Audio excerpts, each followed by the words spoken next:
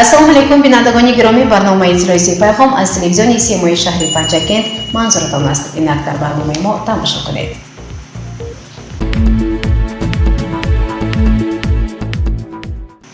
جلسه فعالان شهر و دهاتی پنجکند برگزار شده. در آن نشان دهنده‌های اقتصادی اجتماعی خواجگی خلق شهر پنجکند در ظرف 3 ماه سال جاری مورد محاکمه خلاصه برآوری قرار گرفت.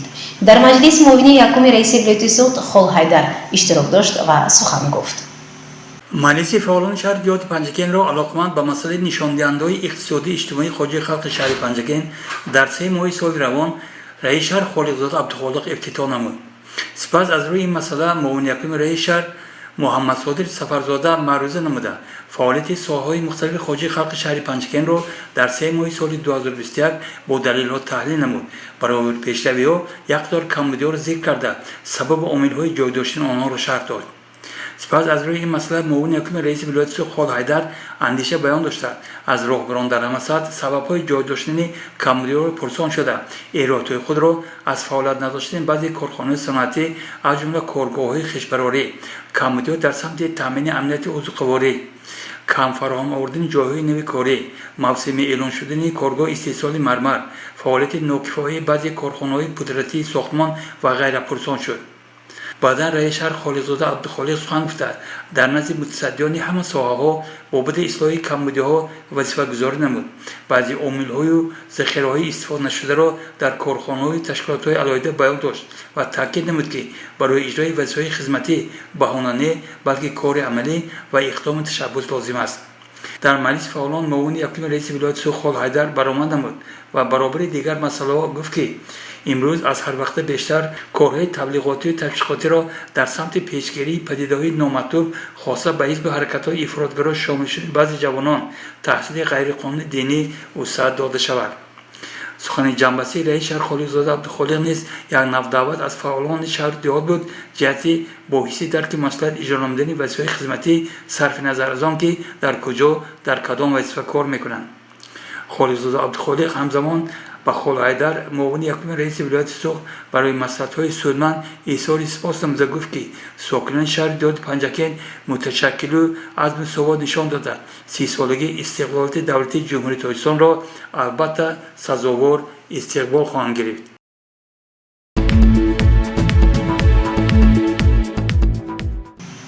کارمندان شعبه کاربازان و عائله مقامات اجرایی حاکمیت دولتی شهر پنجکند وابسته به نقشه چاره‌بینی‌های مرتب شده ملاقات و صحبت‌ها را با مردم تشکیل می‌نمایند. گزارش ما از جماعت دهاتی خلیفه حسن آماده شده است.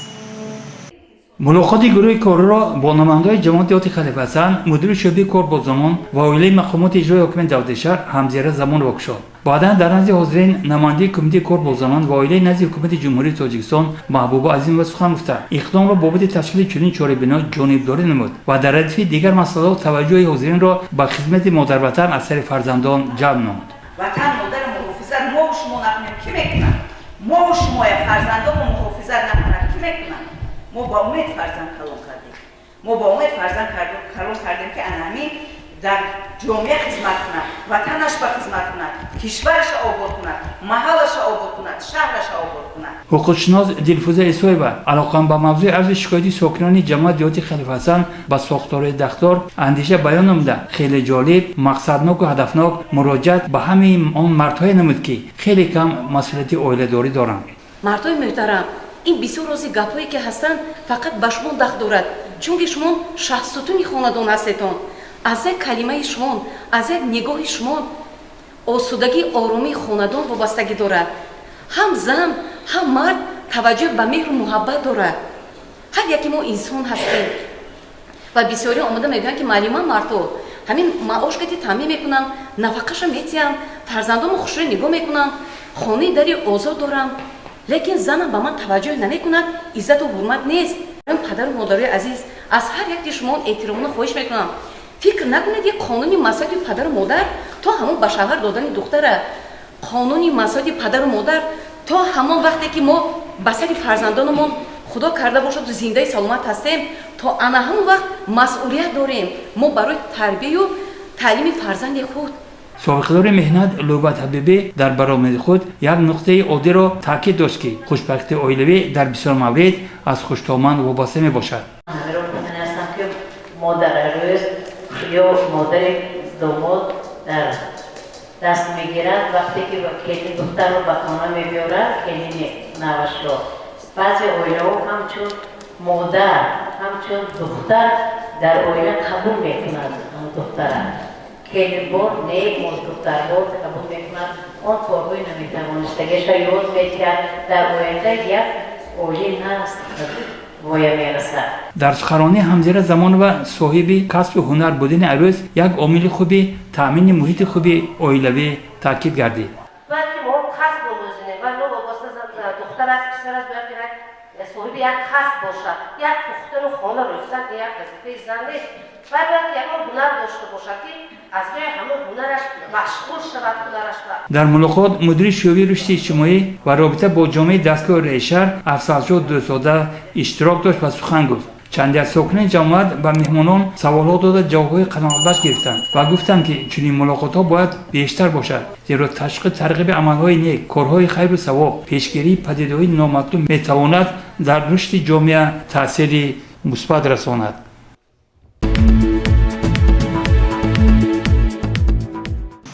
برنامه را ادامه می‌دهیم. در مؤسسه‌های تعلیمی شهر و دهات جهت پیشگیری جوانان از شامل شدن به حزب و حرکت‌های افراطگرا کارهای تشویقاتی و فهماندهی برده می‌شوند. گزارش خبرنگاران ما بهرام بازارف از مؤسسه تحصیلاتی میانه عمومی رقم 76 ده ششقتیناوی جماعت دهاتی رودکی علاقه‌مند است به همین موضوع توجه نمایید. در مؤسسه تحصیلاتی میانه عمومی رقم 76 ده ششقتیناو پیوسته تدبیر اندیشیده می شوند تا که در نیات خوانندگان مهر به وطن بیشتر باشد و آنها تاجیکستان را دوست دارند. برابر این آموزگاران در جماعت‌های طلبگی از آن اظهار تشویش می نمایند که بعضی جوانان در مناطق مختلف کشور ناسپاسی به تاجیکستان نموده کوششی به حزب حرکت‌های افراطگرا شامل شدن می نمایند. همروزه اساسگار سلو وحدت ملی پیشوای ملت جناب عالی پرزیدنت کشور محترم امام علی رحمان تاکید میکنند و اون کس در پیام نوبتیشان هم تاکید کردن که ما باید زیرکی و هوشیاری از دست ندیم باید که به قدر این آزادی به قدر همه این حیات آسایشی که در وطن محبوب ما تاجیکستان عزیز هست رسیم. متاسفانه بسیار جوانان ناآگاه جوانان من بی‌سواد گویم هم خطا نمیکنیم همه خیلی در همین رویه‌های اکستریمیستی تروریستی شریک شدن و این باعث خیلی نگرانی است و همه شما من آگاه میکنم هشدار میدم که بچه‌ها ما باید در کجایی که نباشیم از این کردارهای نامطلوب از این رفتارهای نامطلوب باید نفرتمان آید و هیچگاه به این رفتارها شریک نباشیم دست نزنیم. در جامعات سرور دبستان محمد رجب یوسف نیز سخن گفته اظهار باوری نمود که طالب علمان مکتب وابسته به باوری پرزیدنت مملکت محترم امام رحمان که جوانان را آینده این دولت ملت می‌دانند خوب و اعلی تحصیل کرده راه خطای زندگی را انتخاب نخواهند کرد. آیدی شامل شوی جوانان و گروه‌های افراطگرایی ما همیشه بین خوانندگان آموزگاران اهالی دیه با پدر و مادر و والدین صحبت‌های مفید می‌گذاریم. ما آنها را همیشه آگاه می‌کنیم که از نظارت فرزندان بیخبر نباشند و دائما نظارت قطعی برند تا که فرزندان آنها با هر گونه شخصان یا آدم‌های ناشناسی که با آنها وام می‌خورد صحبت‌های هر خیالت نگذارند. دوم آنها را آگاه کردیم که در همین شبکه‌های اینترنتی که آیدی مسائل نادرست پیوست کرده شده است هیچگاه علاقه نکنند و به آن ندارند و صرف نظر از آن که همیشه هوشیاری زیرکی را از دست ندهند. خشتی اول گرنهد معمار کج تا با آخر میرود دیوار کج. این باید زیاد پندآموز است برای والدان و آموزگاران در سمت تربیت نسل نو است تا که آنها بعد به کمال رسیدن فریفته خائنان وطن نگردند وطن را دوست داشته و حزب و حرکت‌های افراطگرا شامل نشوند.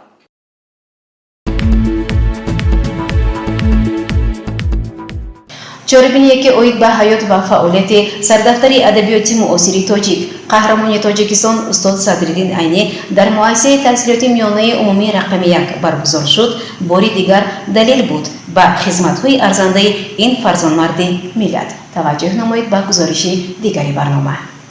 алоқаманд ба рӯзгори пур аз панду ҳикмати қаҳрамони тоҷикистон сардафтари адабиёти классики муосир устод садриддин айнӣ дар муассисаи таҳсилоти миёнаи умумии рақами 1 шаҳри панҷакент бо иштироки хонандагони синфҳои 5 то 11 таҳти роҳбарии омӯзгорони фанни забон ва адабиёти тоҷик конфронси илми адабӣ таҳти унвони халқи моро дафтари айнӣ шаҳодатнома шуд баргузор гардид. хонандагон дар баромади худ зикр карданд ки устод садриддин айнӣ равшангари бузурги таърих аст. аз ӯ ба мо мероси адабӣ ва илмӣ боие мондааст. در مرکز قصه مرد سودخور حیات و فعالیت موسیقی گذرا قاری اسمت نیستد. نویسنده با واسطه مشاهده‌های زیرکانه طلبه مدرسه مناسبت و معامله‌های قاری اسمت را با قماربازان، دکانداران، کوکناریان، سرایبانان، صاحب‌پایبان و دیگر طبقه‌های بخارای امیری را نشان می‌دهد. طلبه مدرسه که در جستجوی حجره بود رفیقش چنین مصلحت می‌دهد: قاری اشکمبه نام شخص است که چند در حجره زرخرید دارد. اگر از وی پرسی شاید یکی از حجره‌هایش را به تو به عاریت دهد. از این گفته‌ها دقتی طلبه مدرسه را بیشتر به خود کلمه قاری اشکمبه جلب می‌کند و از پی جستجوی این لقب می‌گردد. در حقیقت سیمای ظاهری این شخص پورا به موافقت می‌کرد به لقبش و از همین سبب مردم شیخته‌ی بخارا که نام اصلی او قاری اسمت بود و قاری اشکمبه عوض کرده بودند.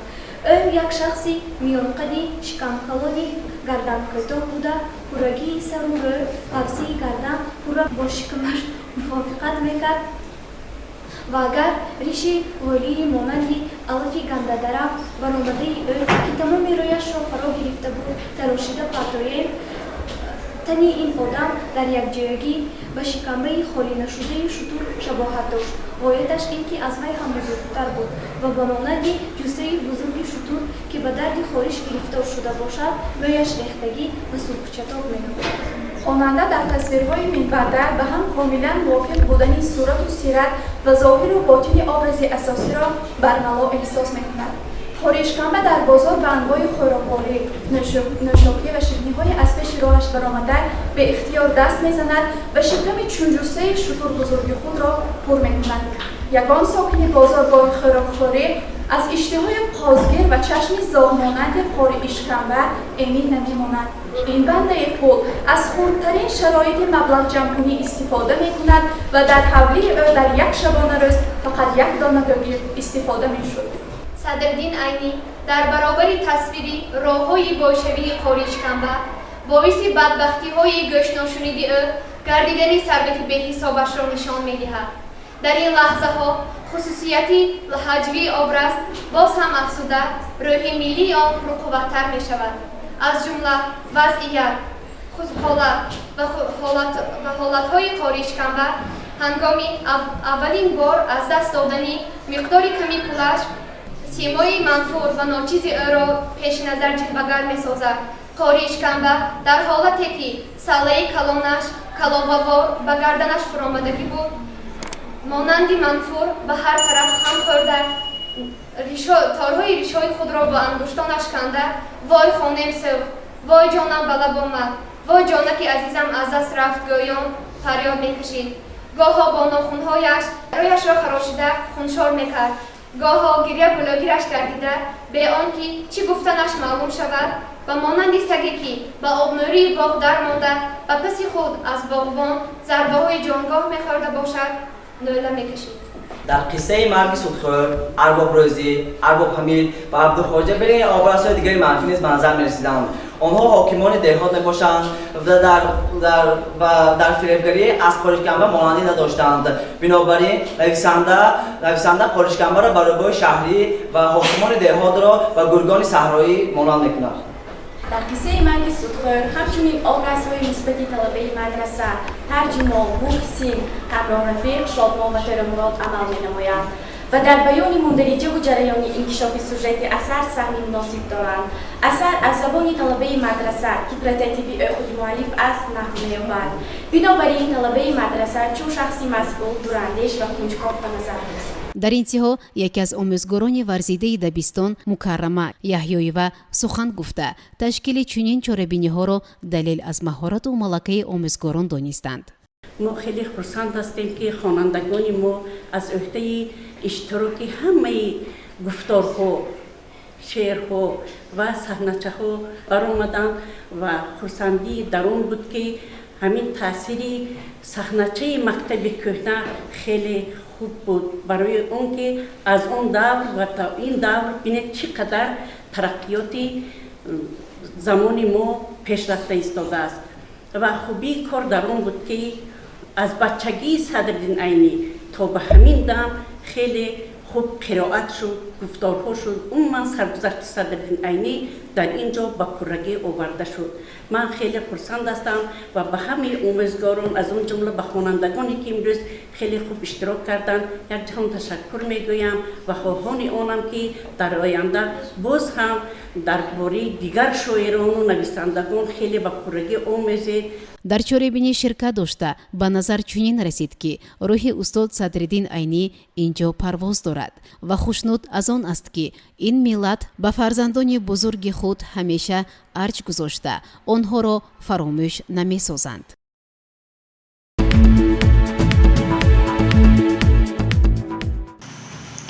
дар ҷаласаи ташкилоти ибтидоии собиқадарони ҷамъияти дорои масъулияташ маҳдуди колоннаи сайёри механиконидаи рақами 278 масъалаи муҳим оид ба фаъолияти минбаъдаи собиқадарон ва нақши онҳо дар ҳаёти имрӯза муҳокима шуд.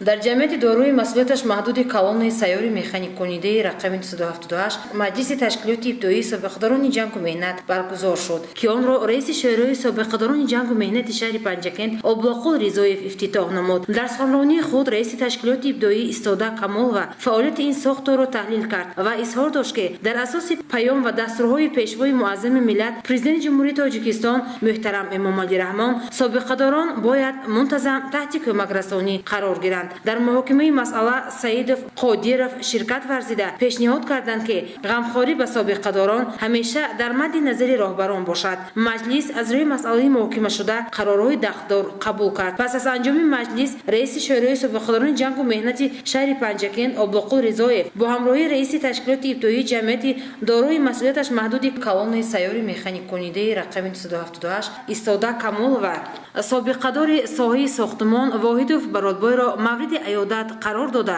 кӯмакҳои пулӣ супориданд. Воҳидов Бародбой имрӯз дар иҳодаи фарзандону набирагон давлати пирӣ меронад. дар рӯзи аёдат роҳбарияти шӯрои собиқадорони ҷангу меҳнат Воҳидов Бародбойро бо баҳори 95-мин солгарди умр табрику муборакбод намуданд. ма аз номи маъмурият аз номи ветеранҳои ҷангу меҳнати ПМК 278 ки шумо дар онҷо солҳои зиёд кор кардед шумоя бо зодрӯзатон табрику муборакбод мегӯям. ба шумо худо давлати пирӣ додагӣ боз ҳам тиҳад. илоҳим ҳамавақт сарбаланд бошед. илоҳо дар гирди дастархони муроди фарзандонатон шумо чун офтоб нурпошӣ карда амҷа бешинед.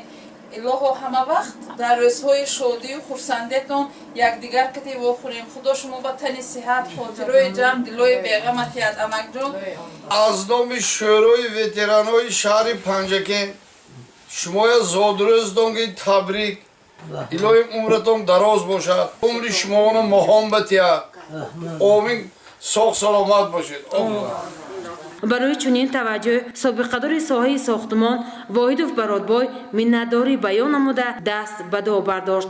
худоя худо дашмон ҳаматон тани саҳат хотиридам дили беғамтар шоиши коротон барори коротон омади коротон забонтон худотон қойшапиратон кунад خیر برکت در باهاتون با خیر برکت ماداتون با خیر برکت جانتون خداوند آفرد خداوند کریم شماهانه همه وقت در نزد مردمان دست دشمن ها سربانان جانان چه مقصدتون نیز برداتون باشد به همون مقصد خدا رسانه شایش کار برای خداتون آمدتون خوش آمدتون چه مقصدهایی که باشد به همون مقصد رسانه.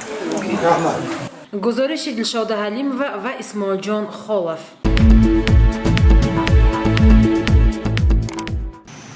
дар муассисаи таҳсилоти миёнаи умумии рақами 20 деҳаи ғӯсари ҷамоати деҳоти лоиқшарали семинари дуюм амалкунанда баргузор гардид. Ба идомаи мавзӯъ таваҷҷӯҳ намоед.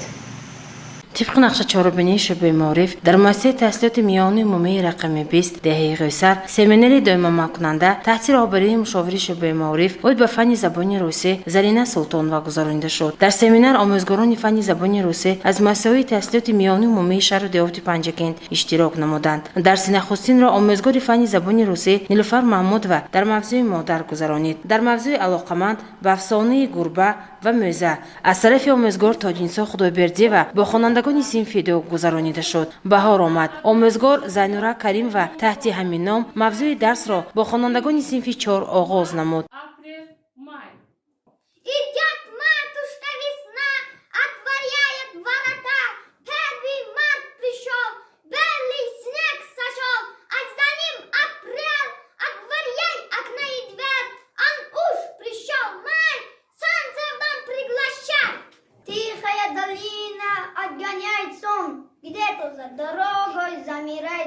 از جانب خوانندگان صحنه‌چه نمایش داده شد.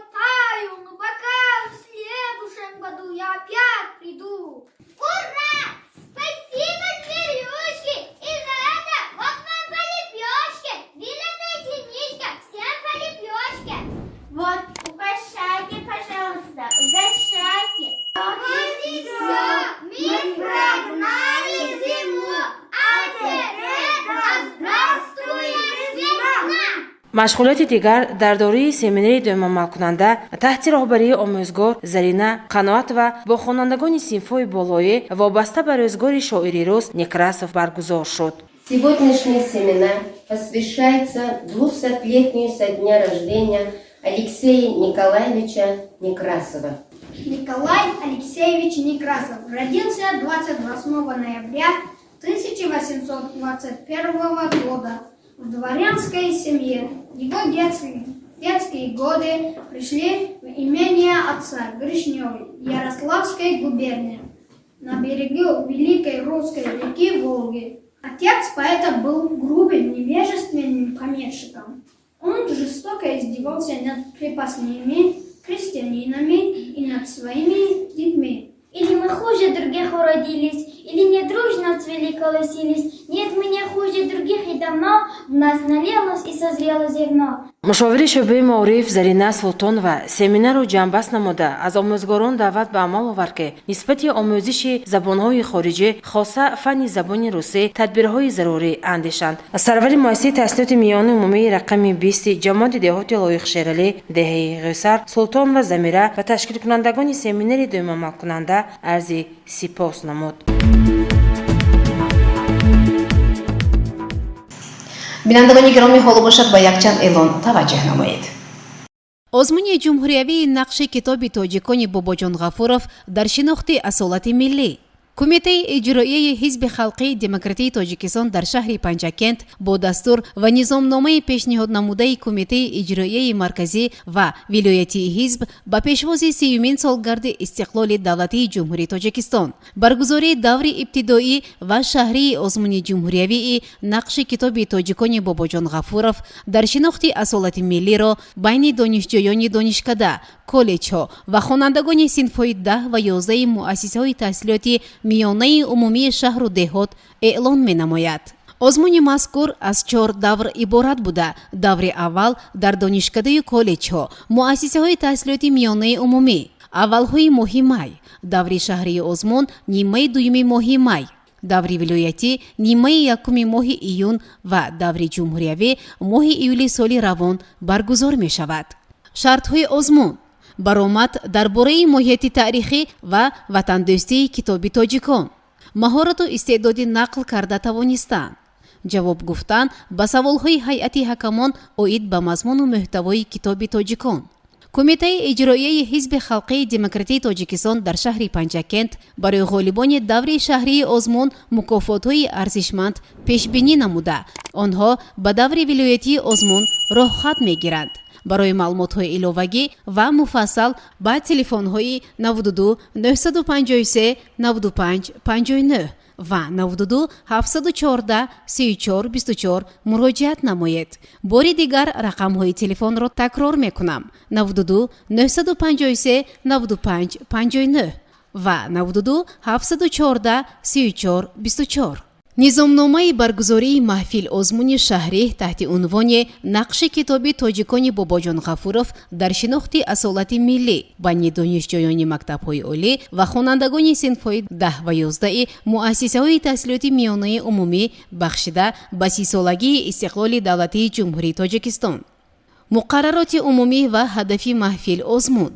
маҳфил озмуни шаҳрӣ таҳти унвони нақши китоби тоҷикони Бобоҷон Ғафуров дар шинохти асолати миллӣ бо мақсади дар сатҳи баланди сиёсиву фарҳангӣ ва илмӣ таҷлил намудани 30-солагии истиқлолияти давлатии ҷумҳурии Тоҷикистон байни донишҷӯёни донишкадаи омӯзгории Тоҷикистон, литсеи касби техникӣ, коллеҷҳо ва хонандагони синфҳои 10 ва 11 муассисаҳои таҳсилоти миёнаи умумӣ гузаронида мешавад. маҳфил озмуни ҷумҳуриявӣ таҳти унвони нақши китоби тоҷикони Бобоҷон Ғафуров дар шинохти асолати миллӣ ҷиҳати дастгирӣ ҳамаҷониба аз иқдоми беназири асосгузори сулҳу ваҳдати миллӣ, пешвои миллат, президенти ҷумҳурии Тоҷикистон муҳтарам Эмомалӣ Раҳмон дар самти тақдими китоби тоҷикон ба ҳар як оилаи мамлакат доир мегардад.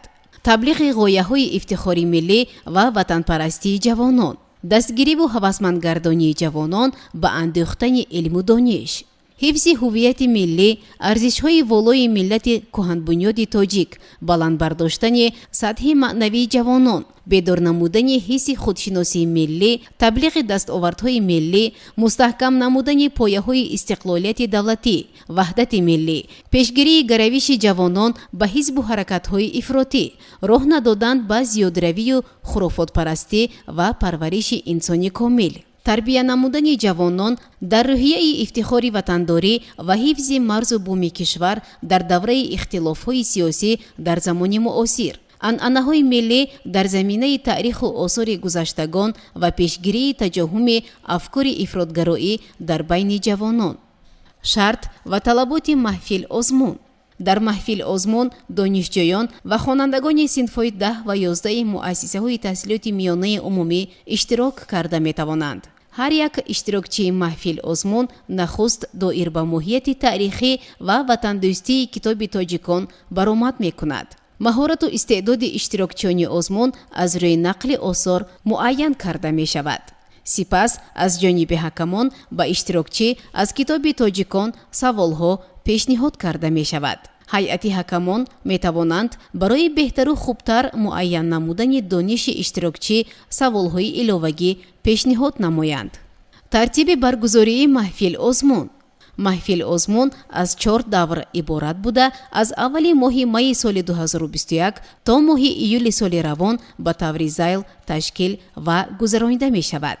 даври якум аввали моҳи май дар доираи донишкадаи омӯзгории тоҷикистон дар шаҳри панҷакент, литсеи касби техникӣ, коллеҷҳо ва муассисаҳои таҳсилоти миёнаи умумӣ. даври дуюм нимаи дуюми моҳи май дар сатҳи шаҳр.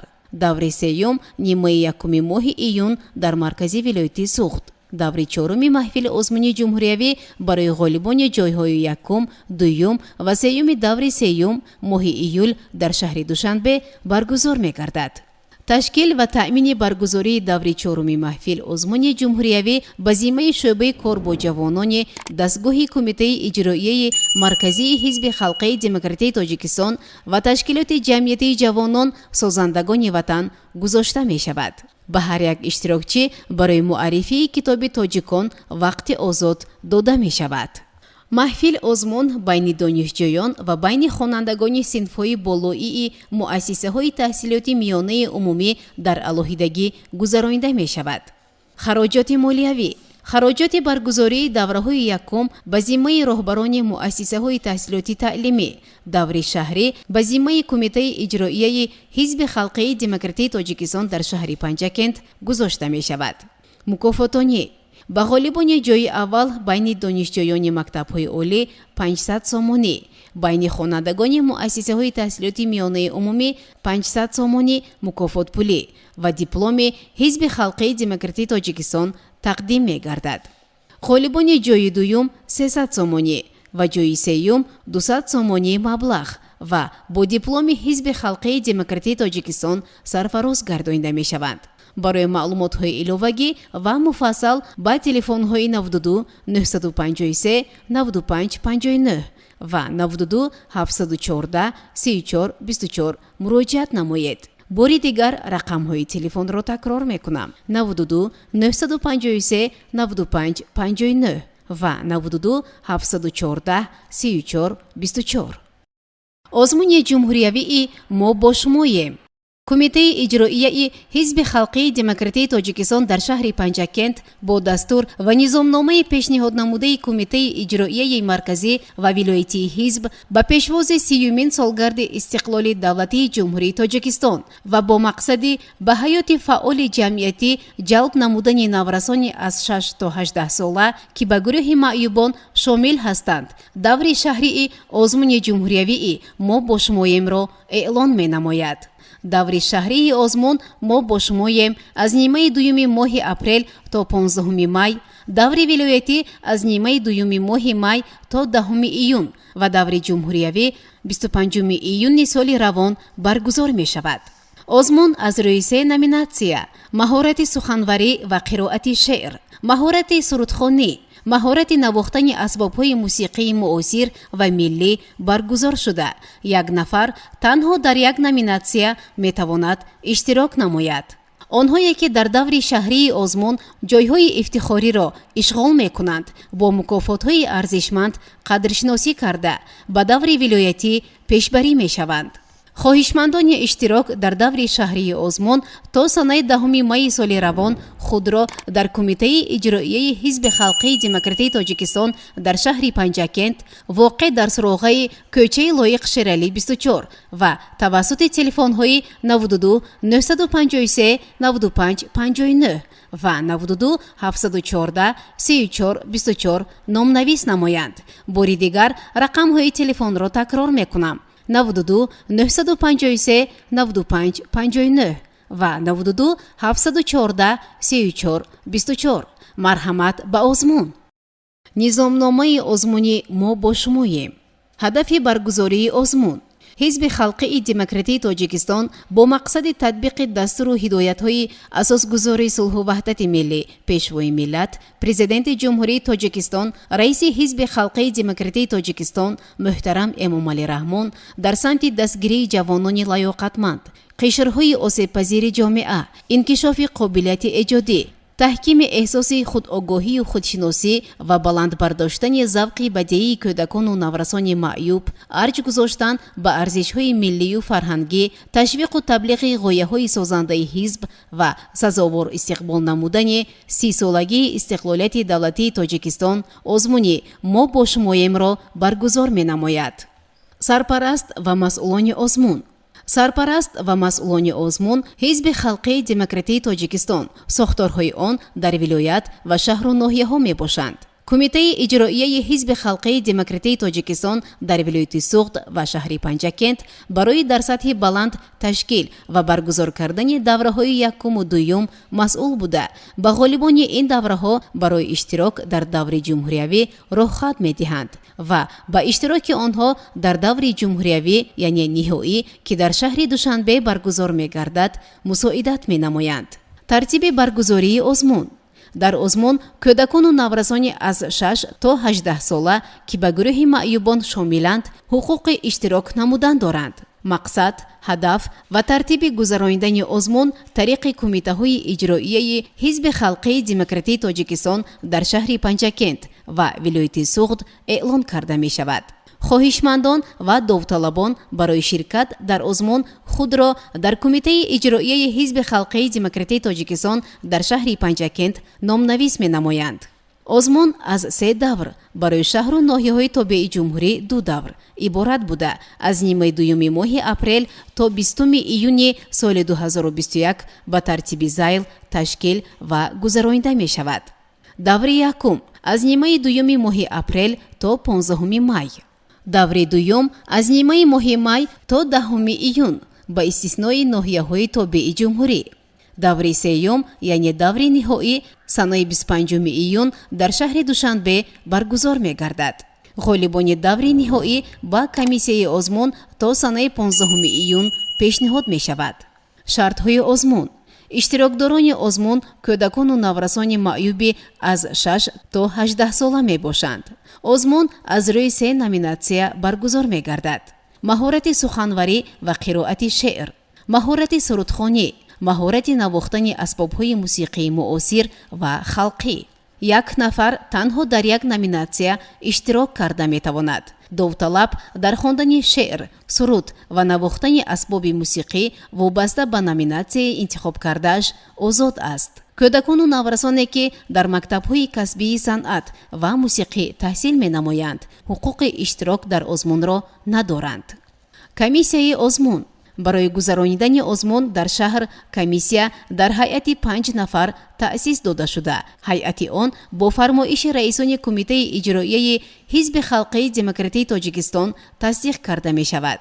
در هیئت کمیسیه باید متخصصان ساحه صنعت و فرهنگ و ادبیات شامل باشند. برای دور جمهوریوی کمیسیه آزمون در هیئت 5 نفر با امضای معاون یکم رئیس حزب خلقی دموکراتیک تاجیکستان تصدیق کرده می شود. هیئت کمیسیه شعر و سرود و موسیقی های با آزمون پیشنهاد گردیده را بررسی نموده به هر یکی آنها بهای واقعی می دهد. کار کمیسیه به طور دموکراتی، آشکار و روشن صورت می گیرد. هر یک عضو کمیسیه در ورقه علاهیده به هر یک برنامه بهای خود را می گذارد. بها از 6 تا 10 خال را در بر می گیرد. جمعی بهای اعضای کمیسیه غالبان آزمون را مقرر می نماید. عرض و شکایت اشتراکداران را مورد بررسی قرار دهد. غالبان را توسط پروتکل تصدیق و نتیجه آزمون را اعلان نماید. مکافات ها برای غالبان آزمون. برای غالبان چنین مکافات ها معین شدند. برای جای اول 3 جای، هر یک 300 سومانی. برای جای دوم 3 جای، هر یک 200 سومانی. برای جای سوم 3 جای، هر یک 100 سومانی. مکافات هوسمندی برای همه اشتراکداران دور جمهوریوی هر یک 500 سومانی. ҳамчунин иштирокдорони фаъол бо сипоснома ва тӯҳфаҳои ҳизби халқии демократии тоҷикистон сарфароз гардонида мешаванд. барои як нафар фаъолтарин иштирокдори озмун шоҳҷоиза ва мукофоти махсус муқаррар гардидааст. барои маълумотҳои иловагӣ ва муфассал ба телефонҳои 92 953 95 59 ва 92 714 34 24 занг занед. бори дигар рақамҳои телефонро такрор мекунам: 92 953 95 59 ва 92 714 34 24.